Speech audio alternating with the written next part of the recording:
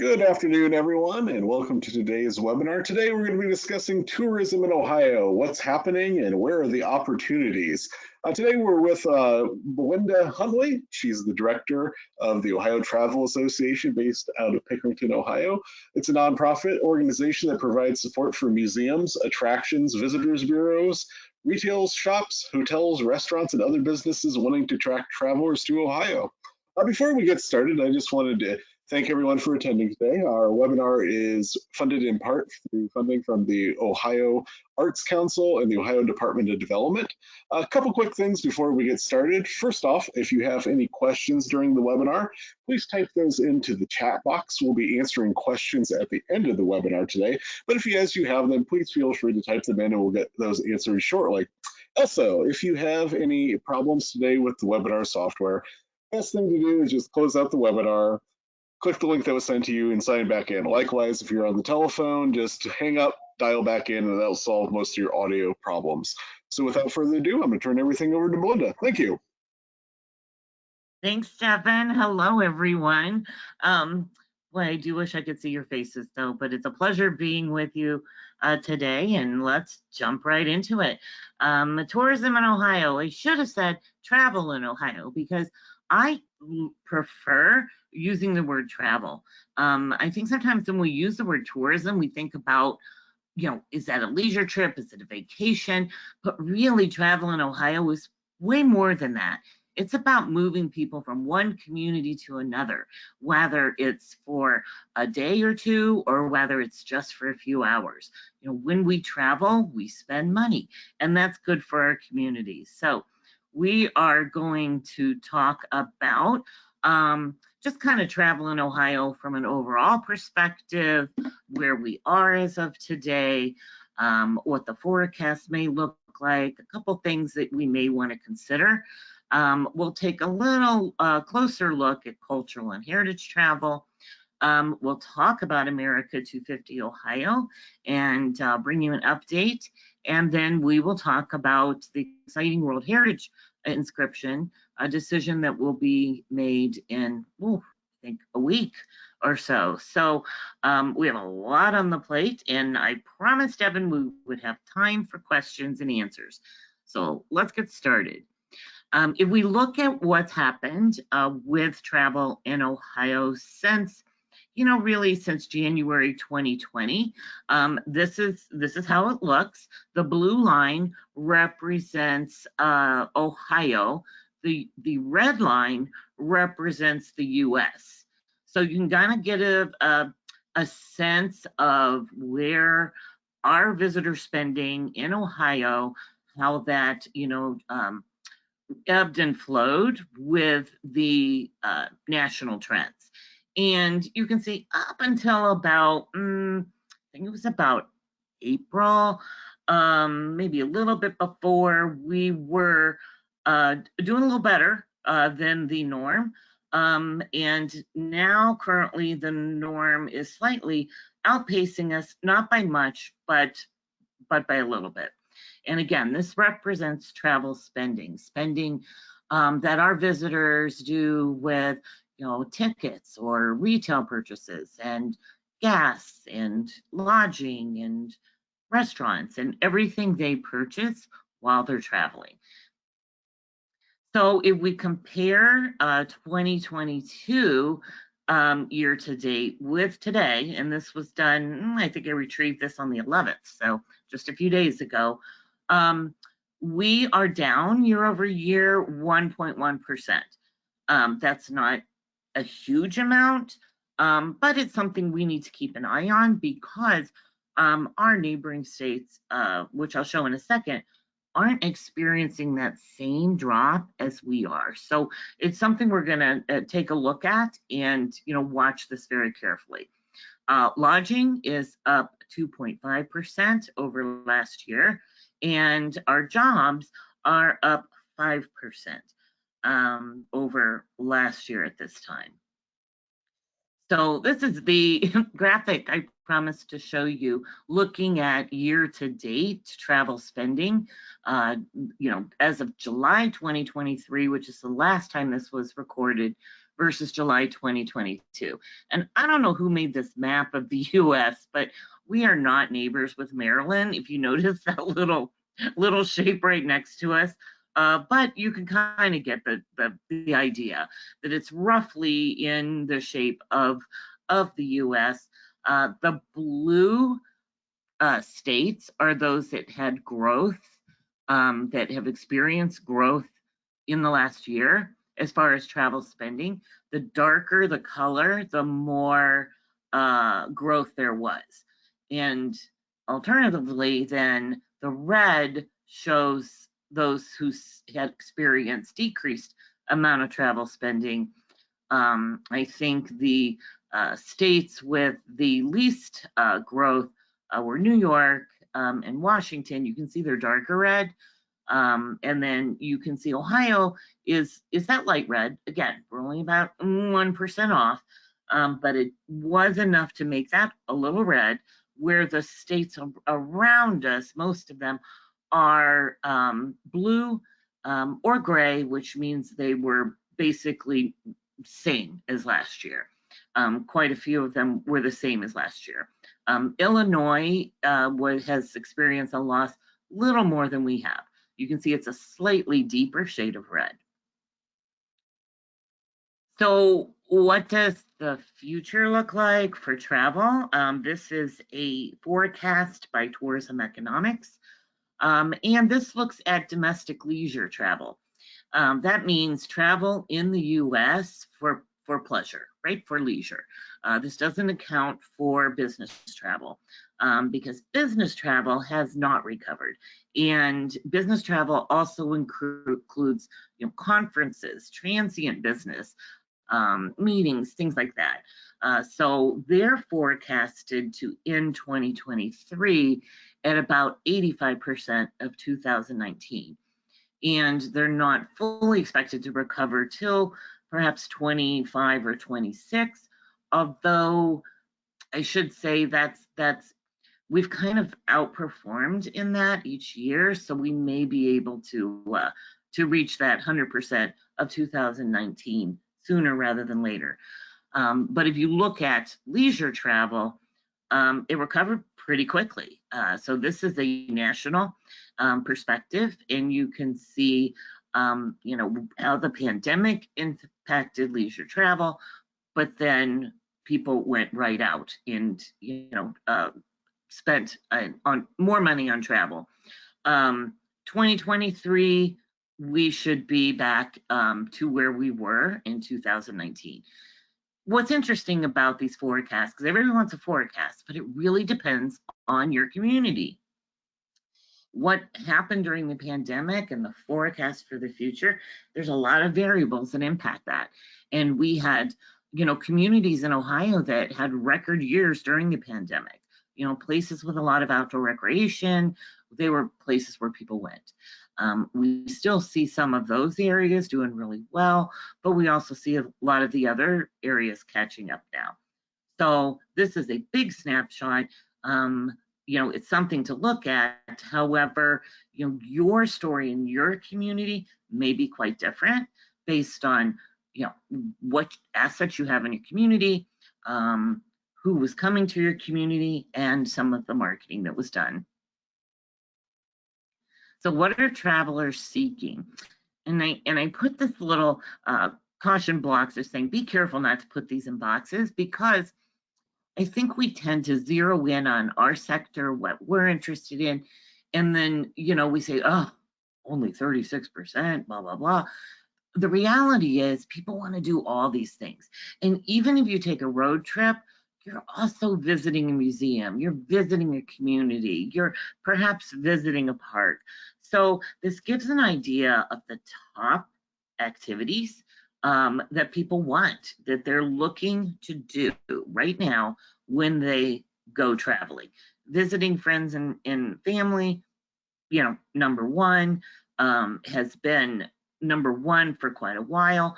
and that's good for Ohio. We have a big population, and we have lots of friends because we're friendly, and we have lots of family. So that is good for travel. Shopping, exploring a city. And I think this is interesting because we say city, but those of us on the call may think, oh, is that urban area only? It doesn't specify. So really, how a traveler responded to the survey, which was a national survey by Longwoods International of American travelers, it could vary depending on the definition that people assign to the word city. Waterfronts, road trips, big, still big. Outdoor recreation, still big, 22%. Want to visit a museum, an art gallery, or other cultural institution, 19%. Rural area, hiking, winery, breweries, distilleries. So you can see this list that shows what people want to do. So we are starting to see a little pullback on travel spending based on the economy, where most of the research is saying, people are prioritizing travel, they're prioritizing experiences in their spending. They may have less money to do that with, or everything else around them is, costing so much more.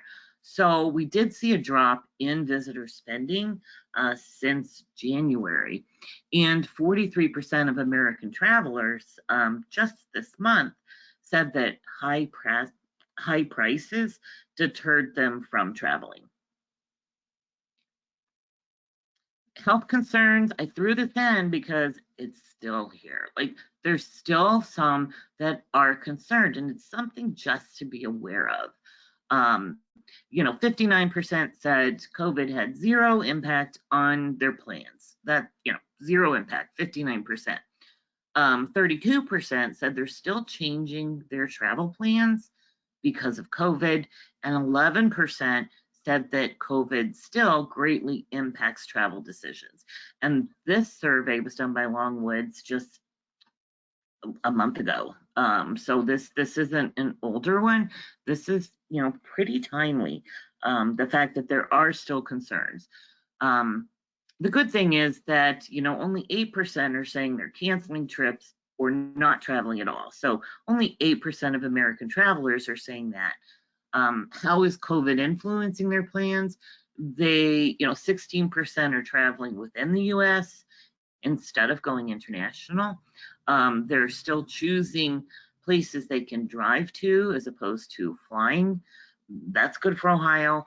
14% are reducing the number of trips they're taking, and 10% are choosing rural destinations over city destinations. So let's look at 2022 and what Ohio travelers did while they were visiting the state. And this is from Tourism Ohio, and we have identified in the blue circle, you'll find the percent of people who said they participated in these activities during an overnight trip. Below it, I've listed the norm in the US. So you can see that, Ohio outperforms the norm with entertainment activities. The norm is 55%, average in the US, we're at 56%. But, we're close to many of the others. Cultural activities, 27%, the US norm is at 29%. Outdoor activities, 42% compared to 48% in the US.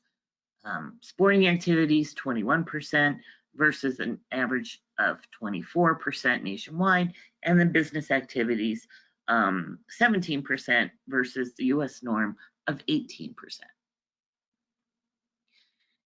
Here's a closer look.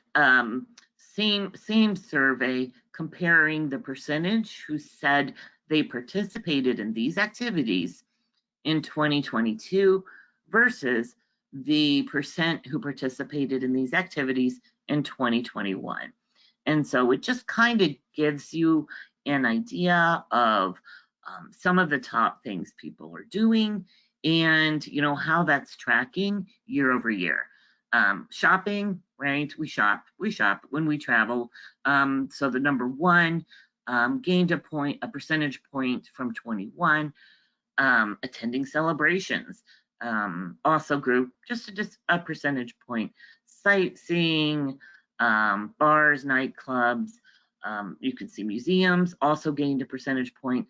Visiting a museum, 12%. Landmark historic site, 11%. Swimming, going to a park, business meeting, and a theme park. So this kind of shakes out what our travelers in this state are doing.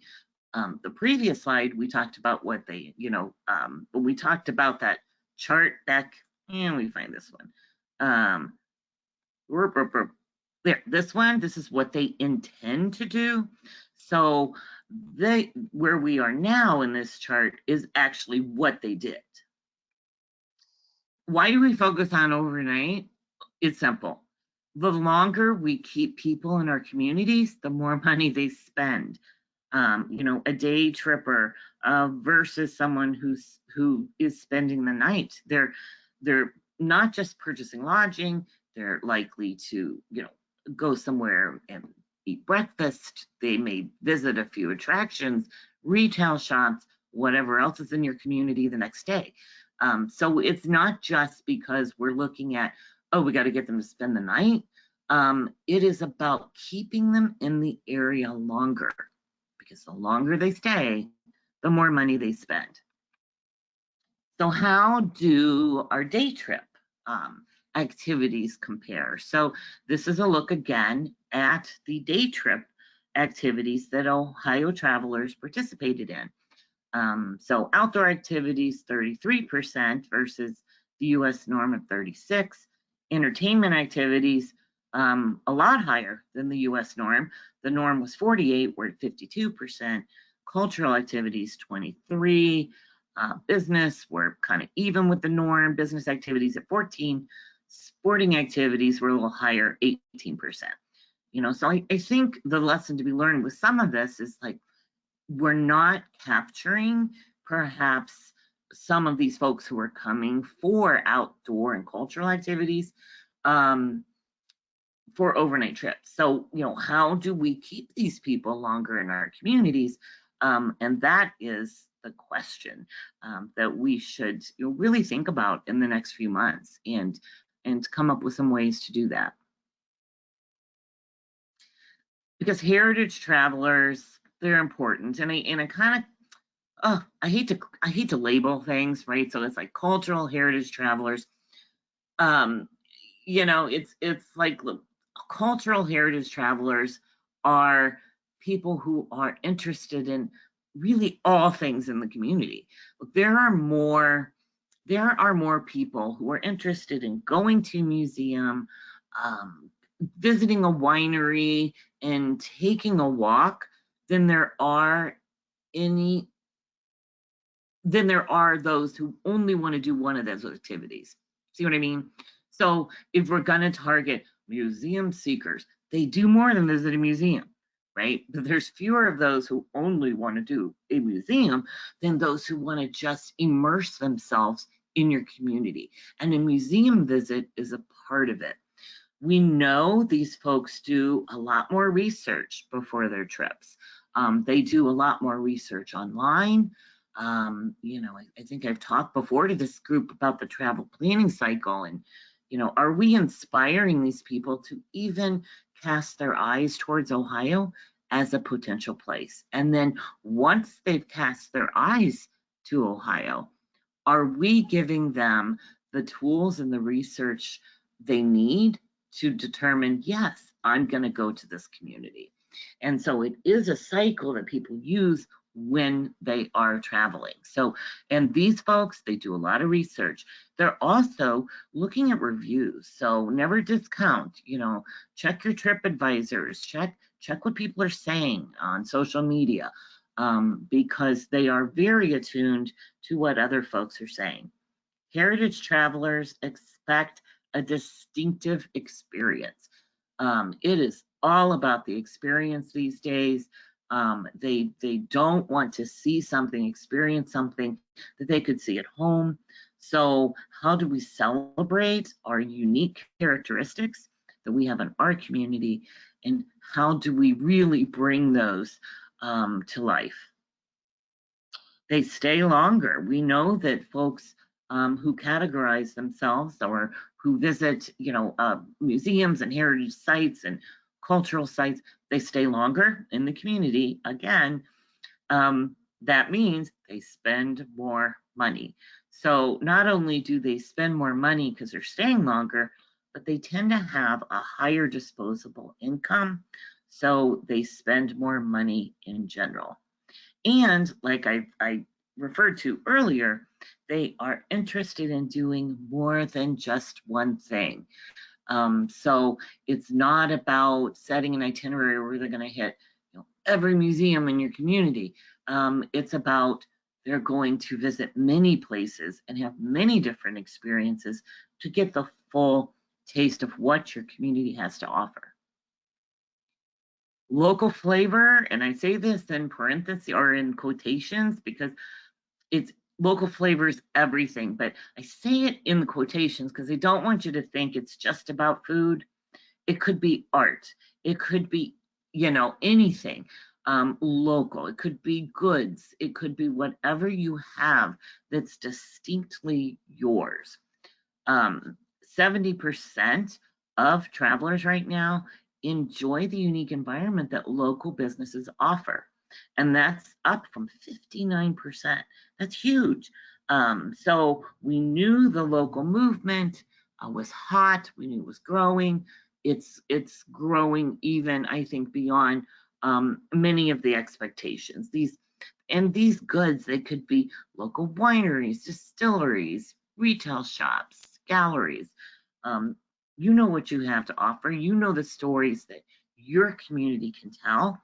These are the same ones that these visitors want to hear.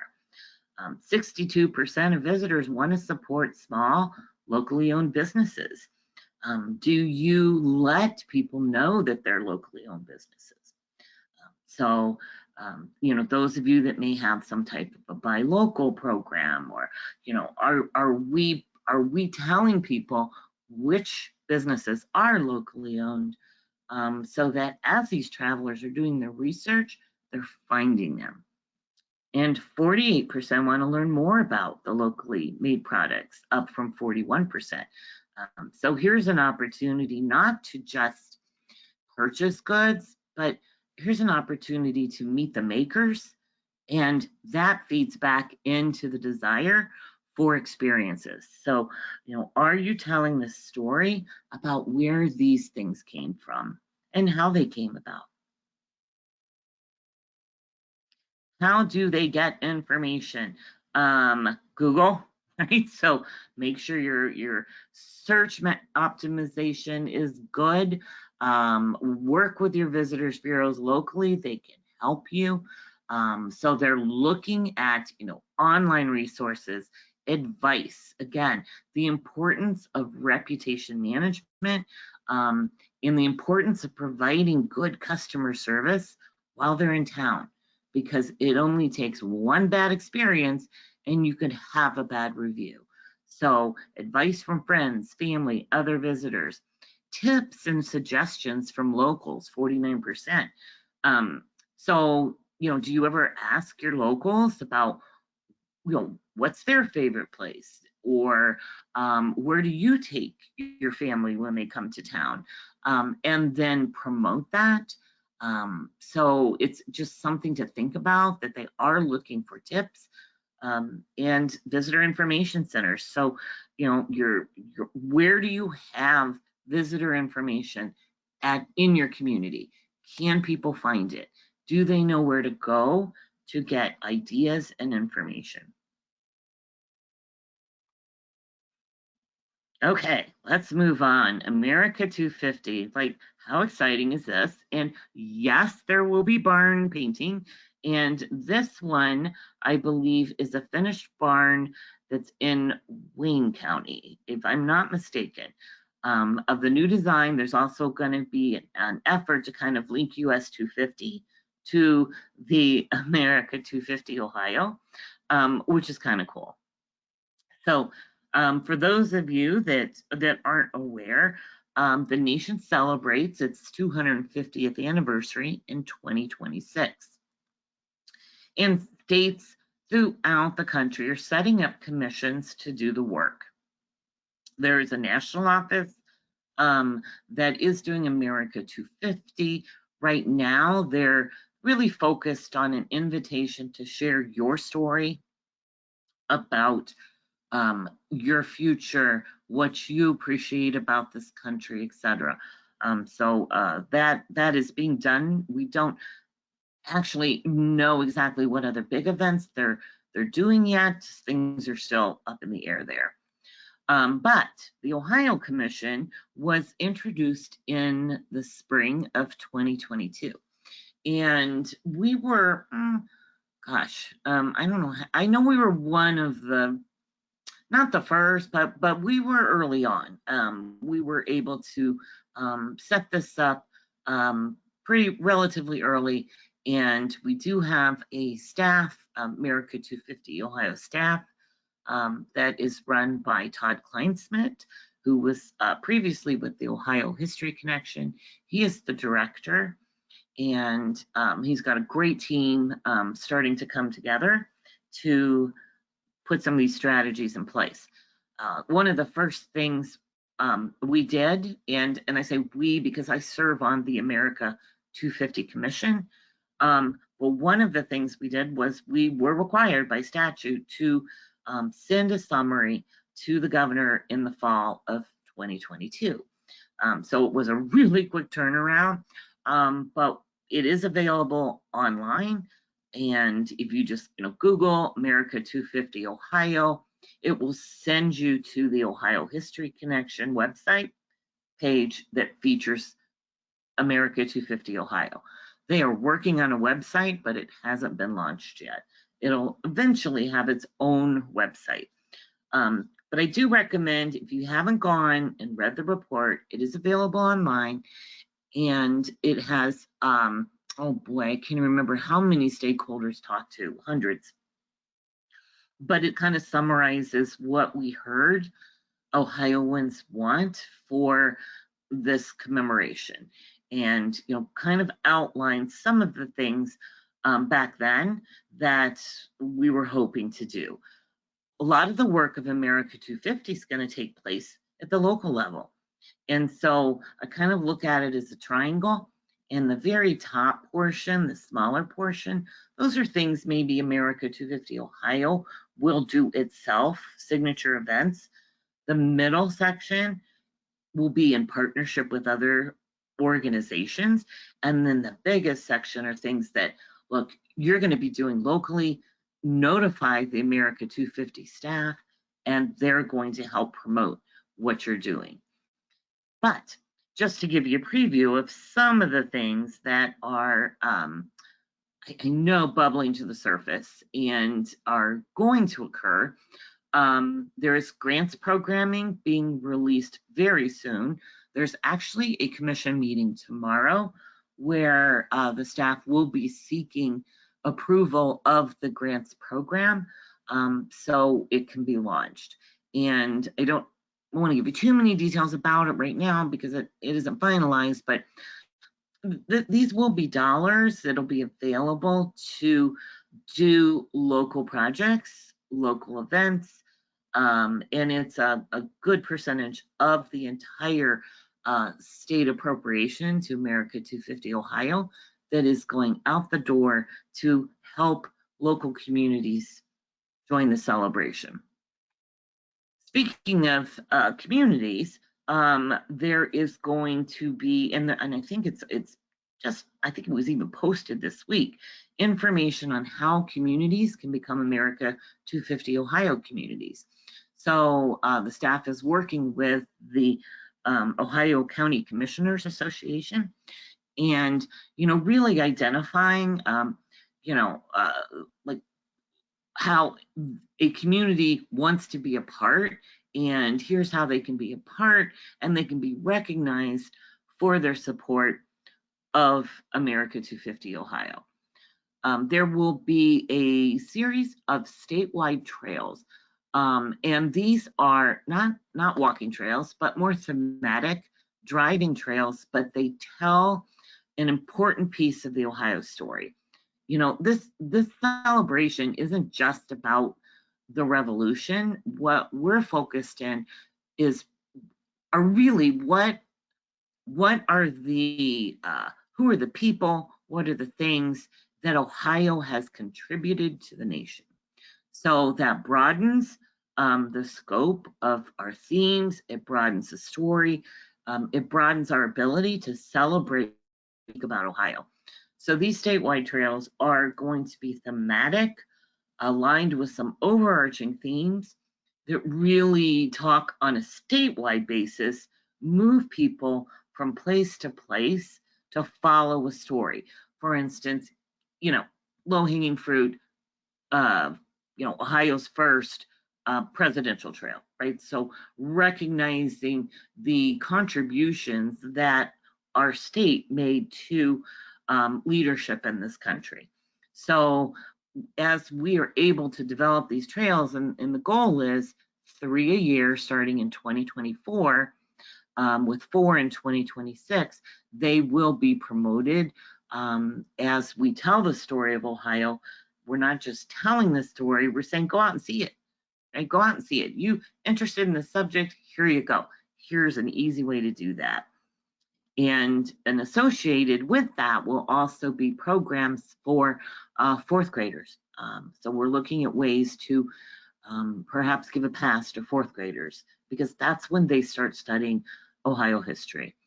And one of the other things that is going on is planning for Ohio Goes to the Movies, which is a statewide film festival with different communities hosting different genres, or different types of film festivals.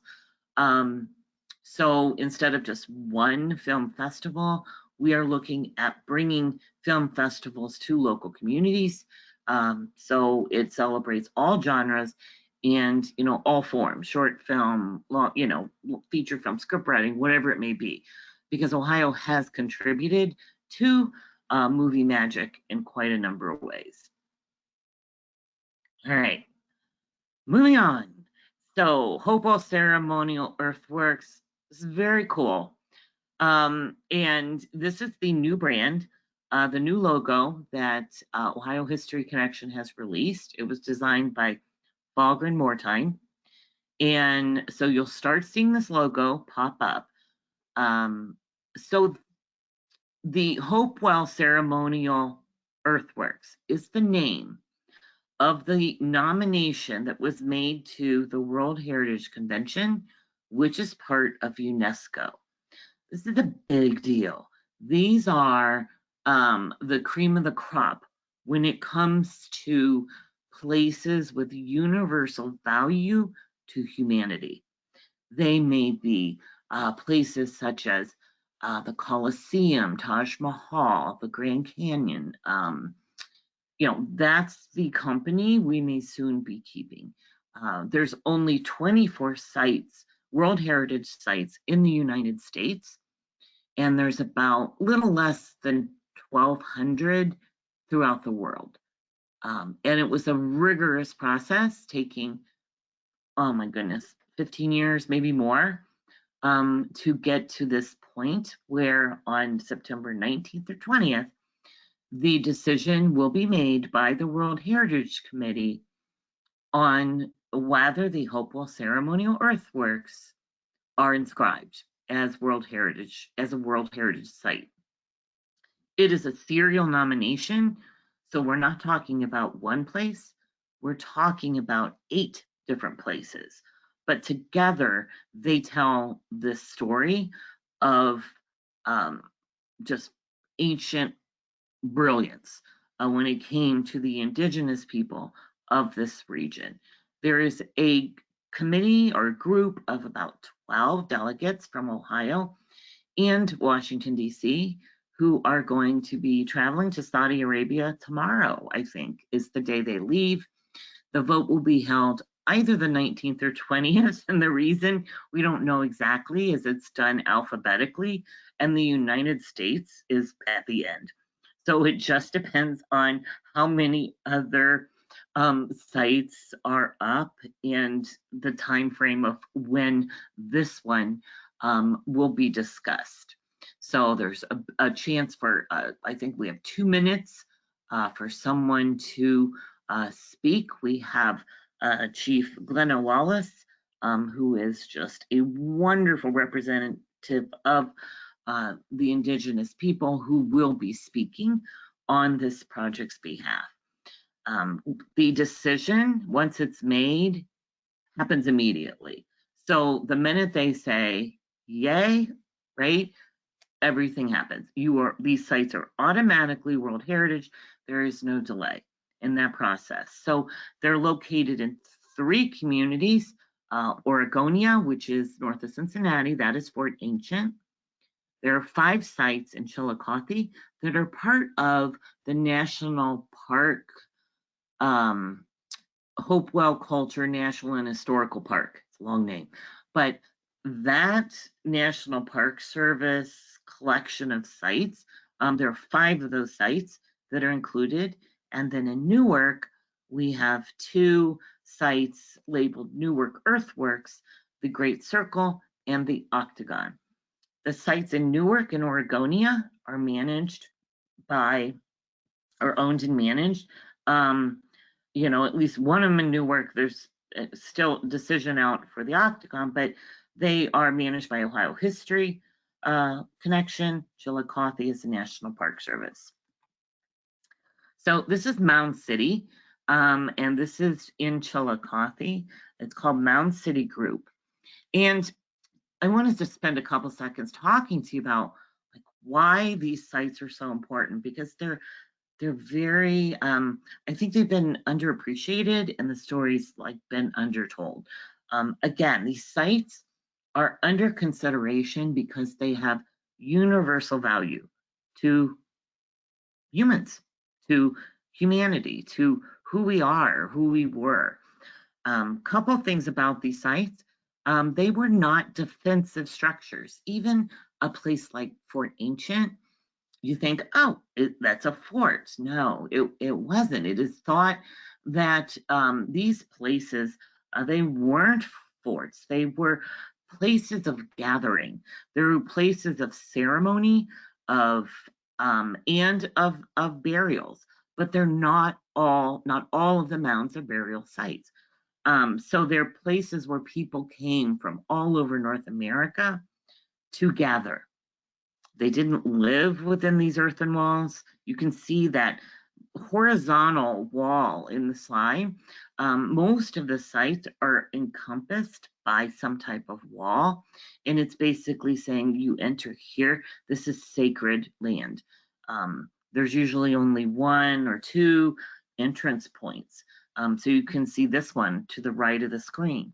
That's the only break in the wall that is like that entry point into this sacred land.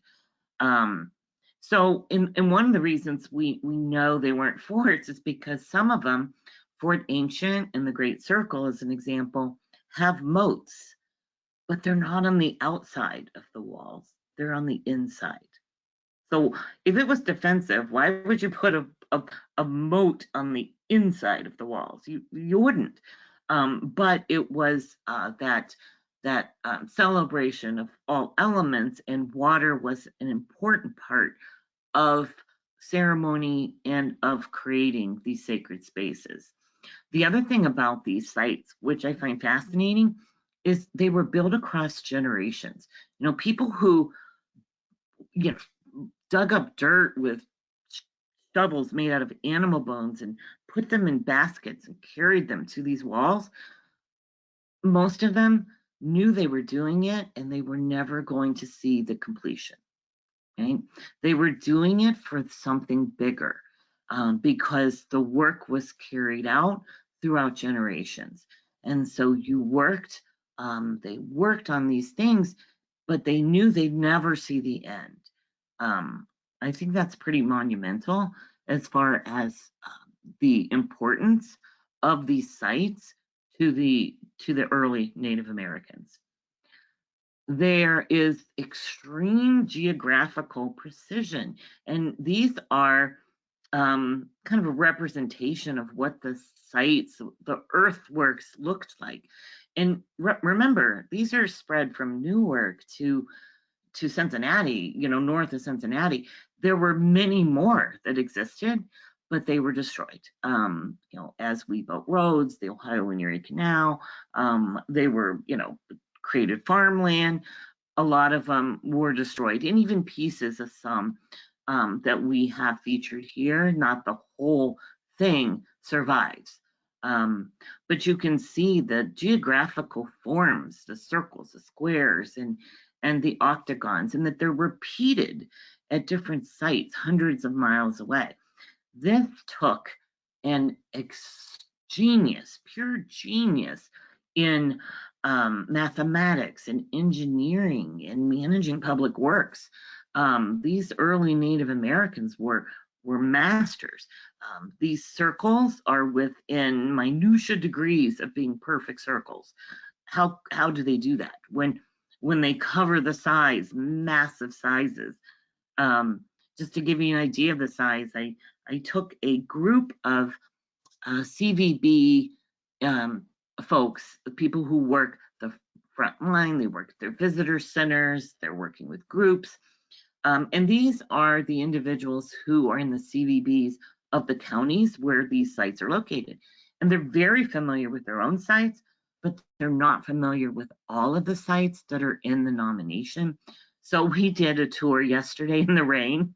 And to give you an idea of the scale of these places, this photo at the Great Circle was taken right there at the entrance. So just look at the scale and the size of these places. The Great Circle, the Octagon, Mound City, and Fort Ancient, a lot of site, not all site, but some of those places very much remain mostly intact. Some of the others, there's pieces that are intact, but every single one of them contributes to this story that has intrigued UNESCO and World Heritage and gotten us to the point of being recognized globally next week.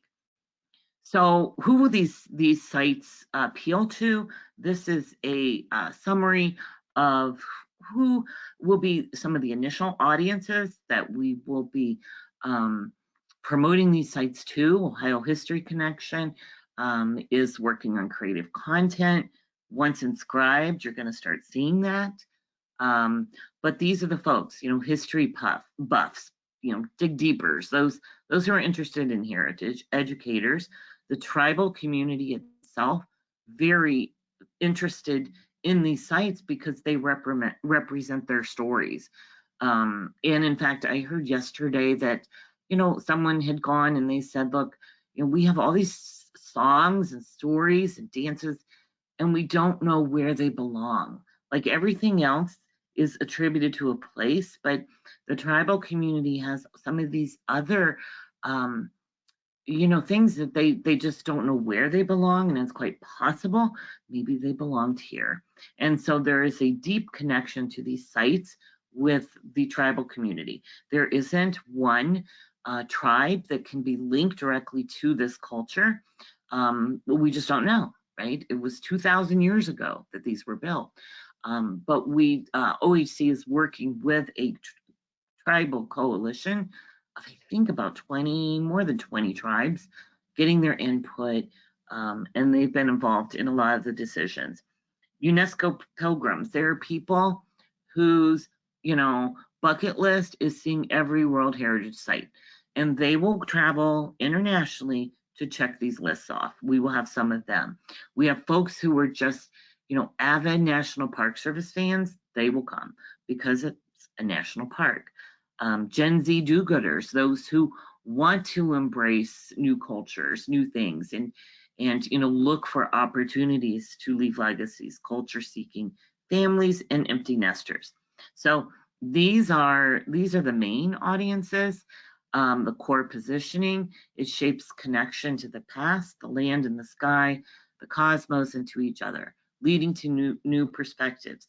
These sites are not just geometrically perfect and similar. Many of them are also aligned to the sky. And that took complete astronomical genius because many of them are aligned to the lunar cycle, which is 18.6 years. So these mound builders had to study the sky for at least 18.6 years to position these places that took advantage of that alignment. There is a new website. It will be launched the minute the decision on inscription, if it's positive, which we have every hope to believe it will be, it will launch immediately. So hopewellearthworks.org is the site. What else have we done to prepare? Well, I talked about the brand, Ohio History Connection, working on the marketing plan. There's been at least 2 visitor experience reports with recommendations because there's certain things like signage and parking and some of these minutia infrastructure issues that we've made recommendations to make it more visitor friendly. We are going to be doing frontline and local business training in providing resources that will be sent to those communities where these are the minute inscription is made, completing the FAM of the sites, and last but not least, like you're probably saying, well, I want to, how am I going to be a part of this? Remember that map? It travels Newark to Oregonia.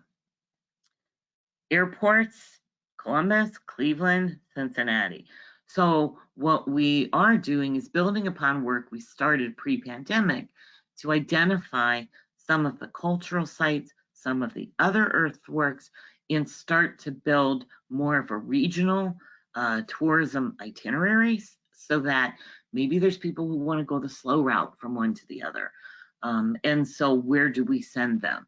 And how do we get people into all the communities?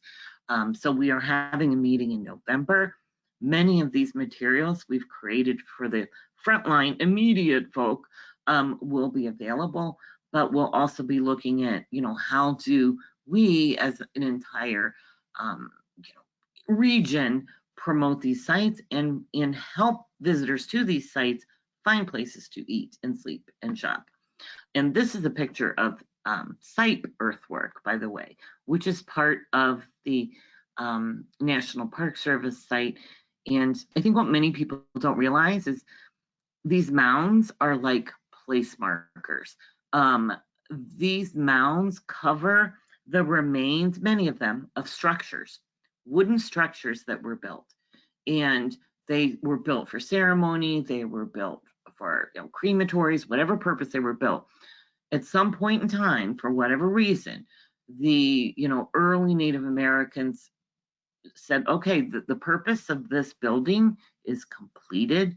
They tore down the structure, they broke many of the artifacts, and then they put the mounds over those places to mark these are areas of great importance.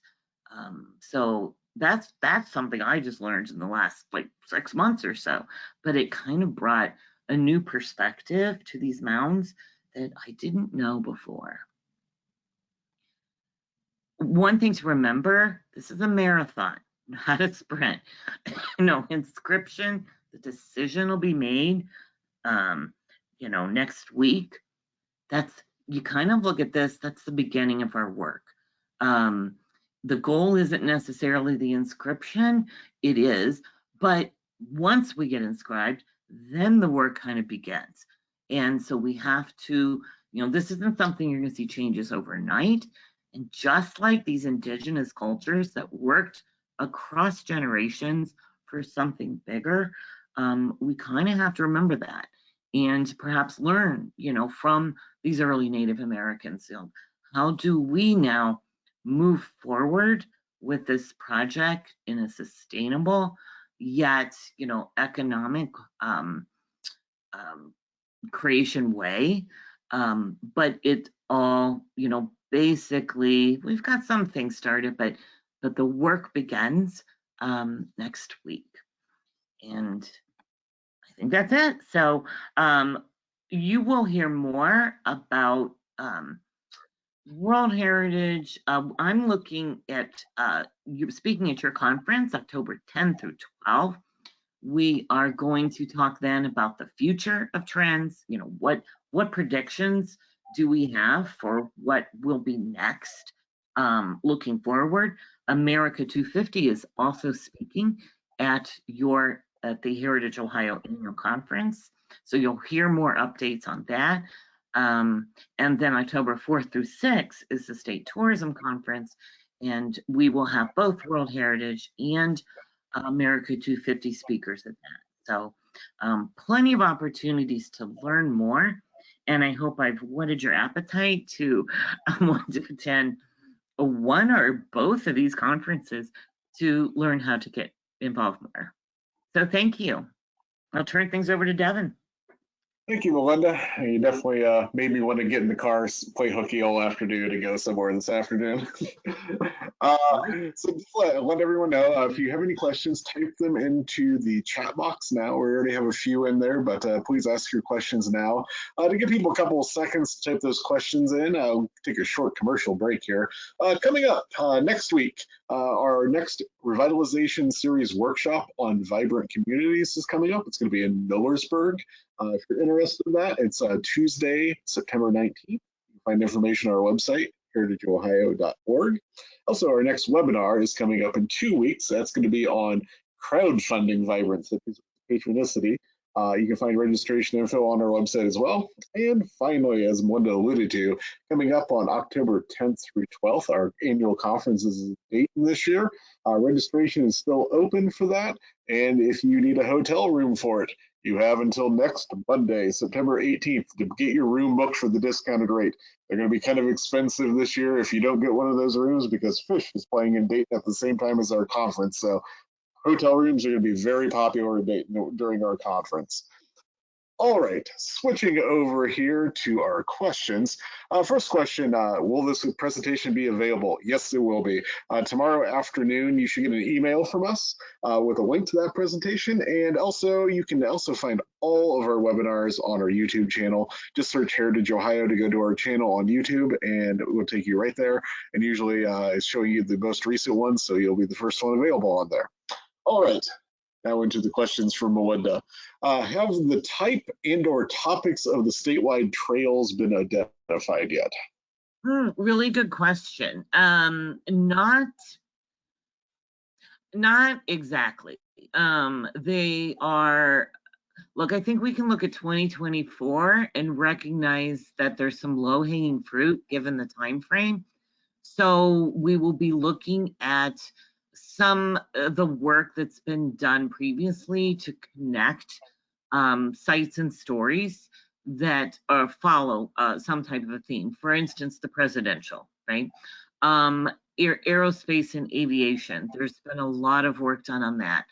The other one we're kind of looking at, but it's not confirmed, but I kind of dig it, is something to do with creativity and Ohioans,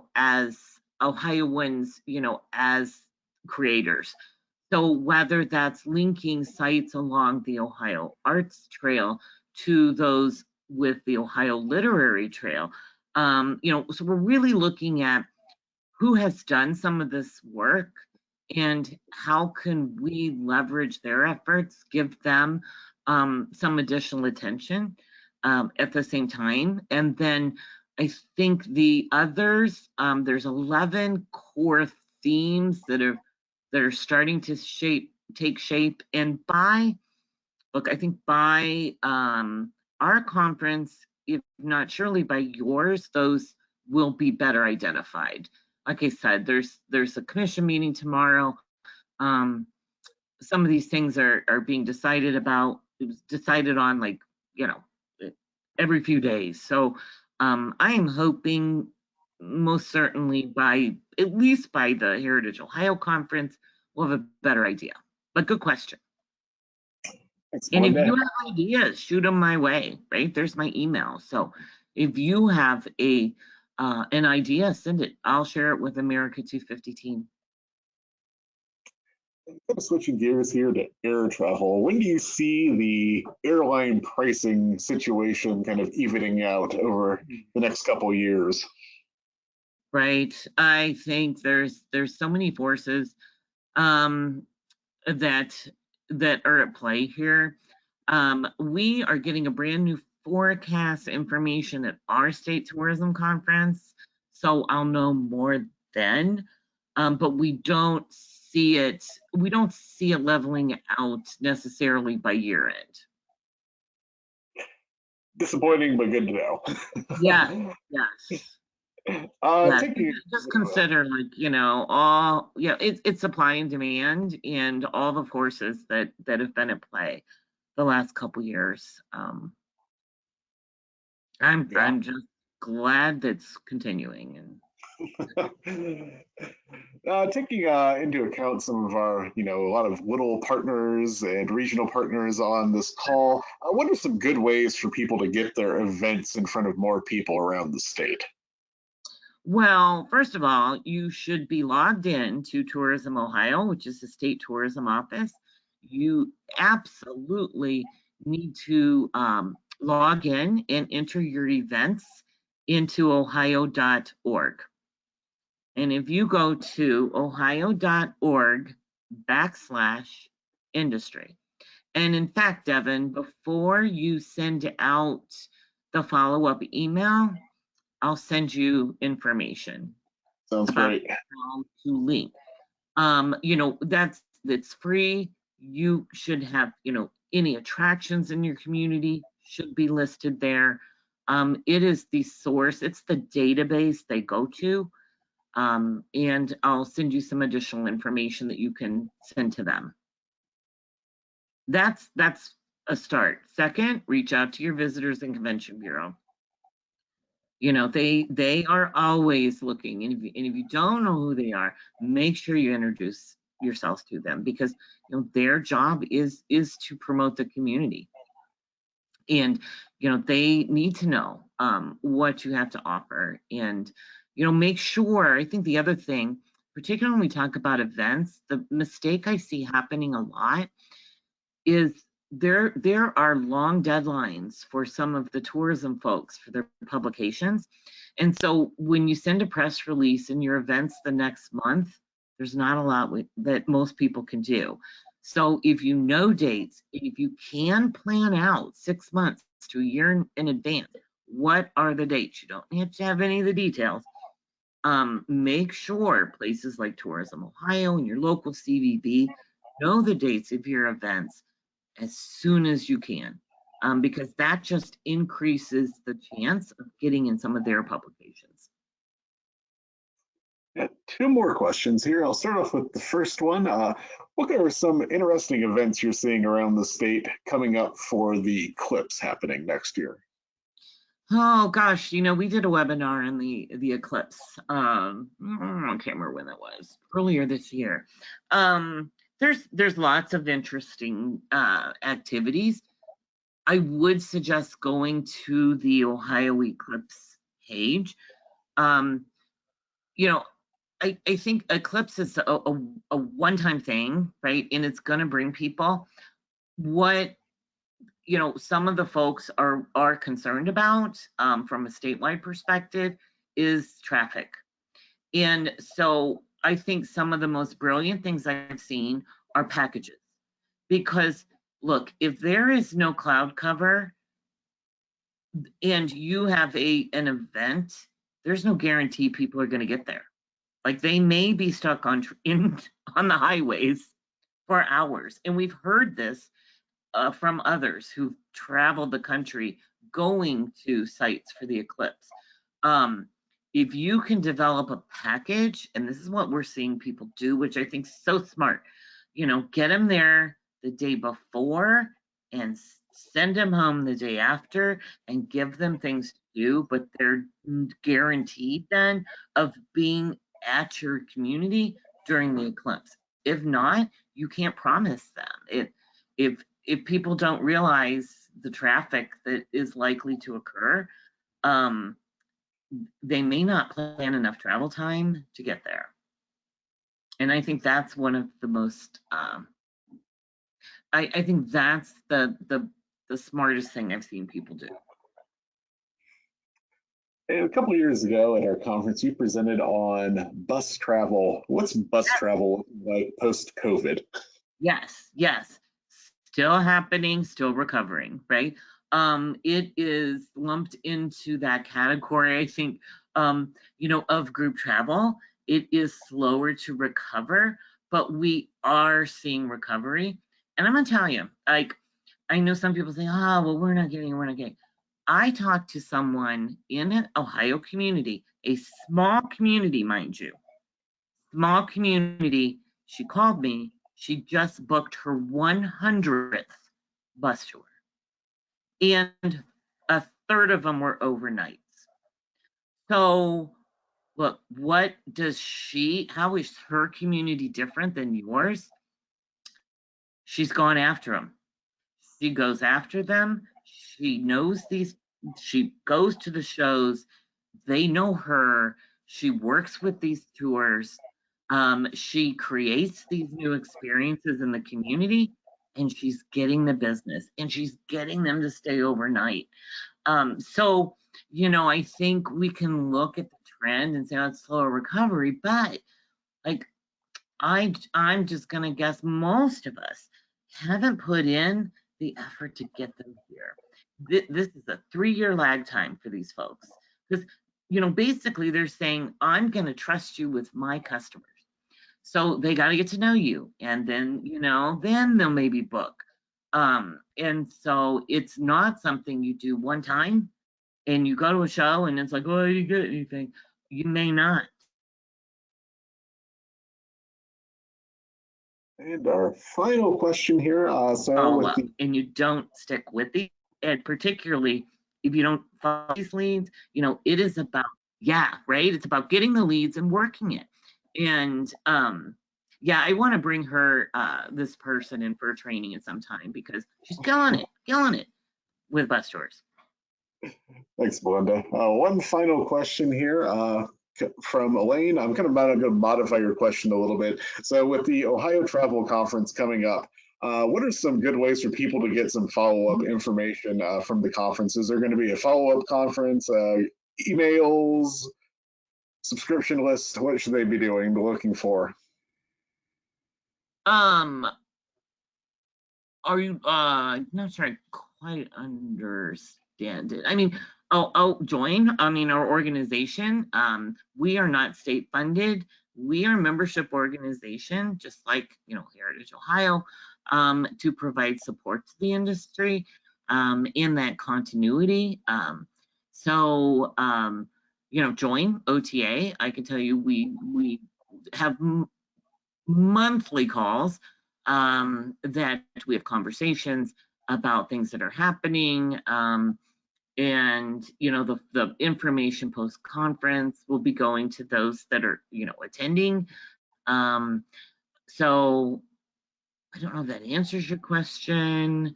It's a good way for people to get regular travel news. Yeah, you know what? And if you just want to taste a conference and don't want to go the whole thing, sign up for Thursday. Thursday is when we jam pack it with education. And so Thursday's a really good opportunity to try it out. And just register for Thursday it's like just filled to the brim. Sounds great, Melinda. And thank you once again for doing this webinar today. It was really great for everyone to get some travel insider tips here. And thank you everyone for attending today.